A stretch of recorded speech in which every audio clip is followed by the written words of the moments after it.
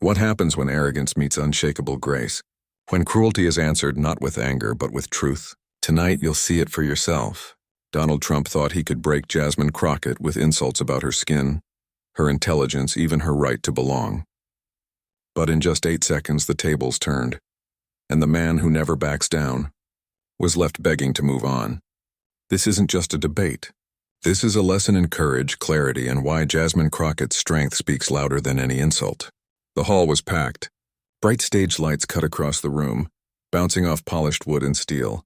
Cameras rolled. The audience buzzed with restless energy, waiting for what they thought would be a typical heated exchange in politics. At center stage stood Donald Trump, shoulders back, chin lifted high. He wore that same smirk, the one people had seen countless times before. A smirk that mixed arrogance with mockery. He tapped the microphone, looked out across the crowd, and then turned his gaze. His eyes locked onto one person, Congresswoman Jasmine Crockett. The energy shifted instantly. People leaned forward in their seats. Something was about to happen. Trump adjusted his papers, cleared his throat, and with a casual wave of his hand, he dismissed every serious topic on the table. He wasn't interested in discussing policy or leadership. No, he had something else on his mind. He tilted his head, smirk growing sharper, and said the words that would hang in the air like smoke. "You're not even truly American." The audience stiffened. Trump didn't stop. He leaned further into the microphone. "Just look at your skin color. People like you can't understand real leadership." And there it was. Cruel, cutting, a direct insult aimed not just at her intelligence, but at her very identity. The silence that followed was heavy, thick. You could almost hear hearts pounding in the audience. Some people gasped out loud. Others shook their heads in disbelief. A few sat frozen, their eyes darting between Trump and Jasmine, waiting, almost afraid, of what might come next. Trump, meanwhile, looked pleased with himself. His smirk widened. He glanced at the crowd as if to say, "Did you hear that?" He believed he had landed a devastating blow, but what he didn't know was that this wasn't the knockout punch he thought it was, because Jasmine Crockett wasn't like the opponents he was used to. She didn't flinch.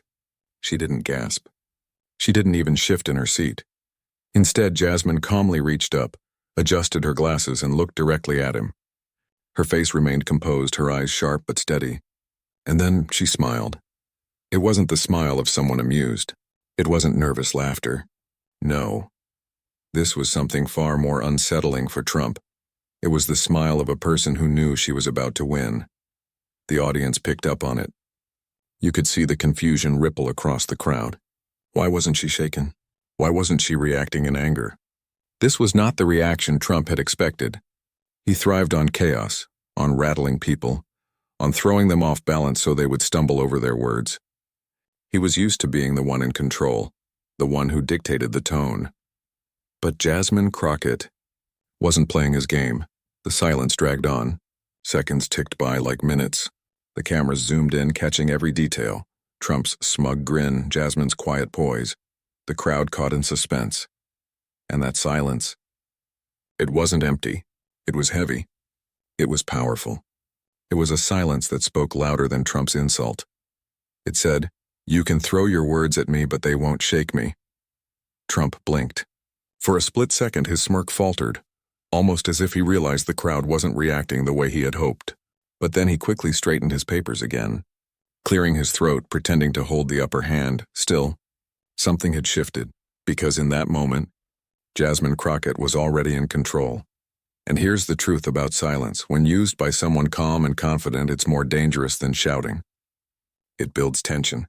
It makes the audience lean closer, desperate to hear what comes next. It leaves the attacker, and in this case Trump, suddenly uncertain. The people in the hall felt it. The air itself seemed to hum with anticipation. Everyone was waiting for Jasmine to respond. Would she snap back with anger? Would she defend her identity with fire and passion? Or would she do something no one expected? Trump tried to press his advantage, tossing another glance at the crowd. He thought he had painted her into a corner. He thought his words would echo in the room as a show of dominance. But deep down, even before she spoke, there was a creeping realization. Jasmine Crockett wasn't rattled. Not even close. And when someone isn't rattled by insult, when they remain still, calm, and smiling, that's when you know the tables are about to turn. The cameras kept rolling. The audience leaned forward even further. Trump's smirk held, but it was thinner now, less secure. Jasmine adjusted her microphone, leaned in slightly, and prepared to answer. The room braced itself, because whatever she was about to say, everyone could feel it was going to change everything. The silence lingered. Thick, heavy, almost unbearable. Donald Trump had thrown his insult like a stone, cruel, sharp, meant to cut deep. The crowd sat frozen, caught between shock and unease, and yet, Jasmine Crockett did not waver. She adjusted her glasses with a steady hand. Her posture was calm, her expression unshaken. Then, with a voice smooth but firm, she began to speak. "Mr. President," she said, her tone cutting through the silence like a clear bell, "my skin color does not decide whether I'm American." The audience stirred. People blinked, whispering to each other. Her words were slow, deliberate, every syllable carrying weight. "My service, my record, my dedication to the people, those define my American identity. Leadership is not measured by insult, Mr. President. Leadership is measured by action." For the first time that night, Trump's smirk flickered. It was subtle, almost invisible, but the cameras caught it. He hadn't expected calmness. He hadn't expected her to flip his insult into strength, but Jasmine wasn't stopping there. Her voice sharpened, steady as steel. "And since you want to question my intelligence, maybe we should question yours." The crowd shifted. The atmosphere crackled with energy. People leaned in.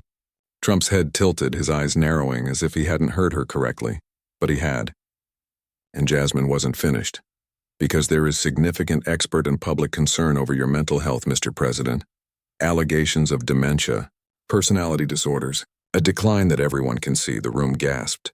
Trump's hand gripped the podium a little tighter. Jasmine's delivery was measured, but her words hit like a hammer.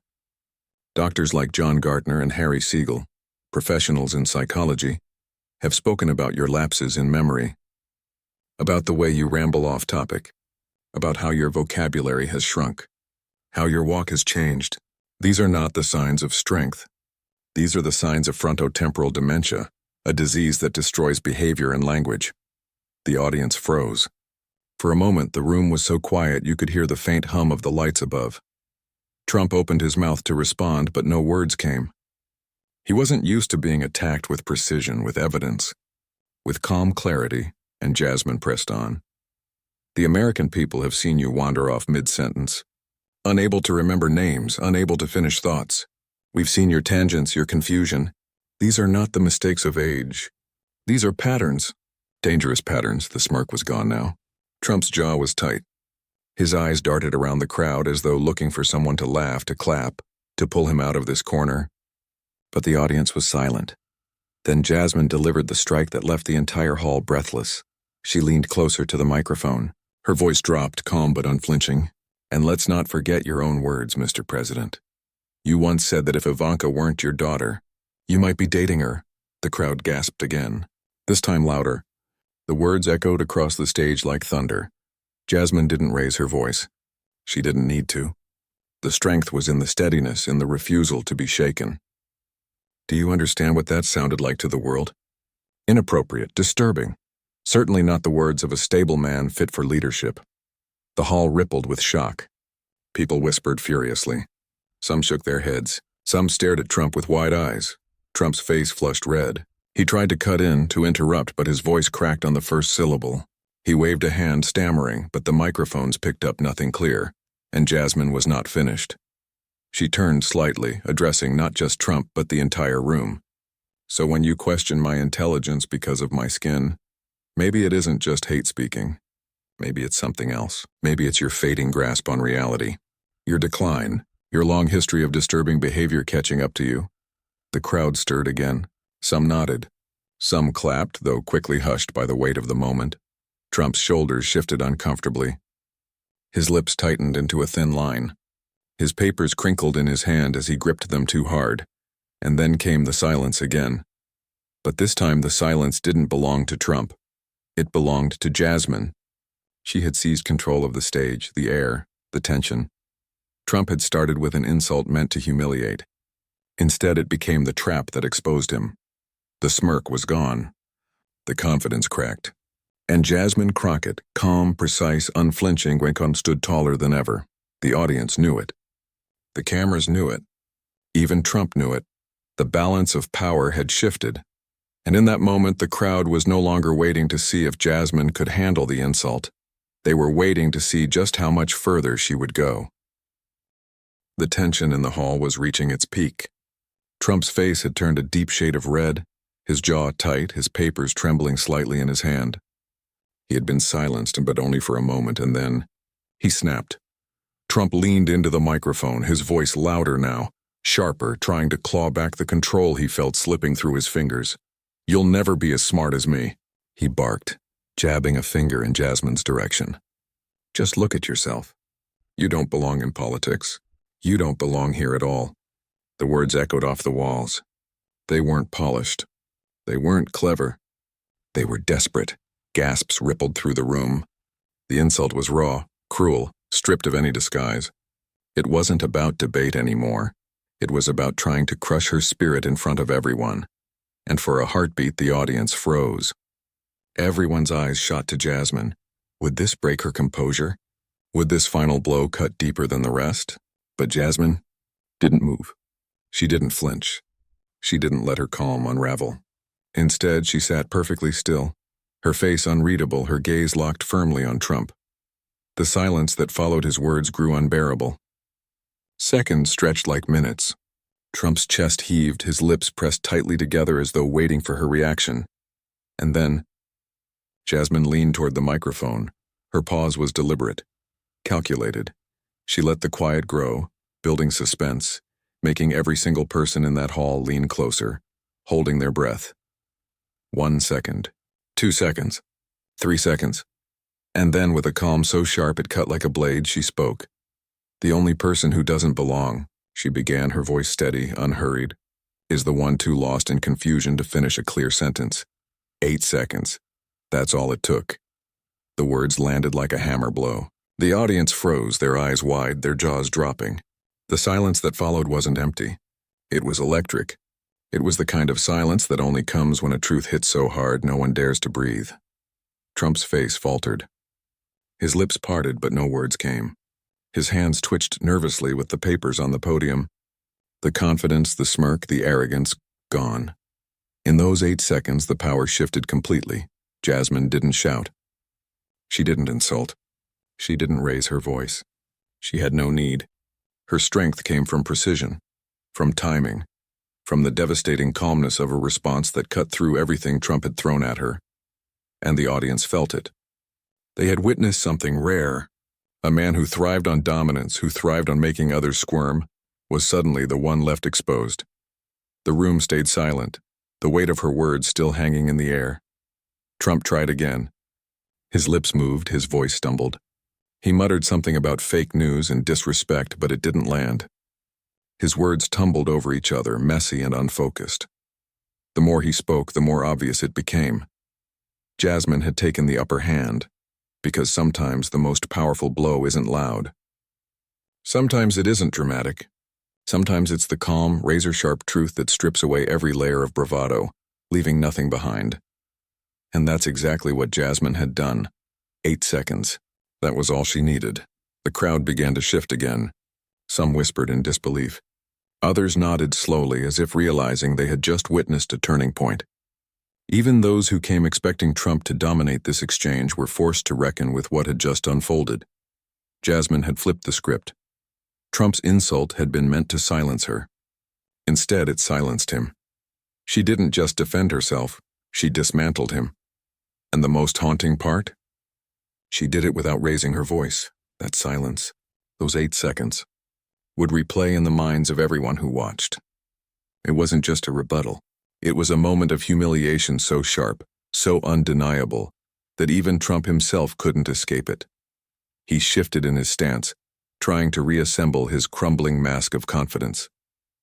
His eyes darted to the crowd, searching desperately for a reaction, for applause, for anything to reassure him that he was still in control. But the crowd gave him nothing.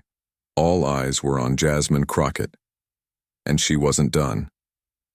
She leaned back slightly, her expression calm, almost serene. She didn't need to say another word. She had already won. The battle had begun with Trump's arrogance. It had escalated with his cruelty, and now it ended with his silence. 8 seconds. That was all it took for Jasmine Crockett to strip away the illusion of power and expose the weakness behind it. The cameras caught it. The audience felt it, and Donald Trump knew it. For a man who thrived on control, on spectacle, on being the loudest voice in the room, nothing could have been more devastating. And as he stood there, his notes trembling in his hands, his lips still searching for a comeback that wouldn't come, the world had seen what he feared most. The great Donald Trump, silenced. By a single sentence. By Jasmine Crockett. In just 8 seconds. The moment lingered in the air like smoke after a fire. 8 seconds had passed, but those 8 seconds changed everything. Donald Trump, the man who built his image on dominance, on crushing others with insults, now stood exposed. His smirk was gone, his voice cracked. His notes crinkled in his hands. For once he wasn't the hammer, he was the nail. And Jasmine Crockett? She hadn't raised her voice. She hadn't insulted him back. She hadn't even broken a sweat. Instead, she calmly used his own tactics against him, then flipped the script. This wasn't just a political exchange. It was a dismantling. A humiliation that struck at the very core of how Trump operated. Because, let's be honest, Trump's power didn't come from deep thought, or clever debate, or even policy. It came from performance, from swagger, from intimidation. He thrived on being the loudest, the boldest, the one who could rattle others until they stumbled. But in that hall, for those few unforgettable minutes, Jasmine showed something different. She showed that true strength doesn't always shout. Sometimes it whispers. Sometimes it's calm. Sometimes it's silence followed by a single sentence that cuts deeper than any insult. And the audience felt it. They weren't just watching an exchange of words. They were watching the unraveling of a mask Trump had worn for years. Think about it. His insult wasn't just cruel. It was calculated. By questioning Jasmine's intelligence and her very identity as an American, he thought he was pressing on the deepest wound possible. He thought he was writing the script where she would either lash out in anger or crumble under the weight of his attack. But instead, she reversed it. By pointing out his mental decline, by reminding the room of expert concerns about dementia, by recalling his disturbing comments about Ivanka, she exposed him. She reminded everyone that the man who called her un-American was himself plagued by instability, inappropriate words, and a fading grip on reality. And that's why this humiliation mattered. It wasn't just about Jasmine defending herself. It was about holding up a mirror, forcing Trump and everyone watching to see the truth he'd been trying to hide. The truth that his insults weren't signs of strength. They were signs of fear, signs of a man who used cruelty because he couldn't use clarity, signs of someone whose decline was showing, even when he tried to bury it under bravado. The silence in that hall was proof. People weren't just shocked by Jasmine's words. They were stunned by how fragile Trump suddenly looked. For years he had built an image of invincibility, but one calm response had cracked it wide open. And here's the key. Humiliation like this doesn't fade quickly. It lingers, it echoes. People remember it not just as a clash of words, but as a moment that revealed something deeper about character, about leadership, about truth. Jasmine had turned the tables in a way that couldn't be ignored. She showed that you don't have to match hate with hate. You don't have to shout louder than your opponent. Sometimes the most devastating move is to stand calm while your opponent crumbles under their own weight.